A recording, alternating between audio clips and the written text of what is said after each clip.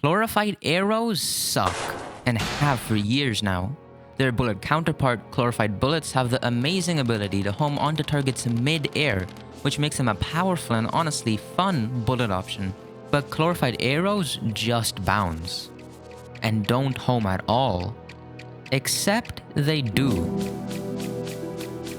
What the tooltip fails to mention is that when the arrows bounce off a surface, they ricochet directly at the closest enemy, an ability just like that of the Nano bullets, which also bounce off surfaces toward the closest enemy.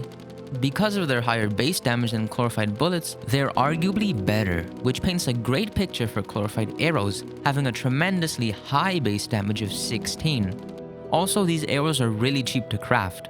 While one Chlorophyte bar goes into making 60 Chlorophyte bullets, that same bar could instead be used to make 150 arrows. That's 2.5 times cheaper. But these arrows have a few important drawbacks, although not deal breakers. Firstly, the arrow's ricochet ability only works best in enclosed spaces where, the arrows can actually bounce. That, and also when the arrows bounce off a surface, they lose 33% of their damage. But this isn't just 33% of the arrow's damage, mind you. This is 33% of the total DPS, effectively nerfing your weapon of choice by 1/3, which sucks so much. And even without these disadvantages, Chlorophyte arrows are still weaker than other, more accessible arrow types, but only on paper. Because in practice, Chlorophyte arrows often end up being the best arrow type in the game. We all know what makes Chlorophyte bullets incredibly strong. Despite their pathetic base damage, these bullets make it nearly impossible to miss shots, which is pretty easy to do considering the bullet spread of most powerful guns. While bows and repeaters are much more accurate, arrows do arc, which makes hitting shots somewhat difficult.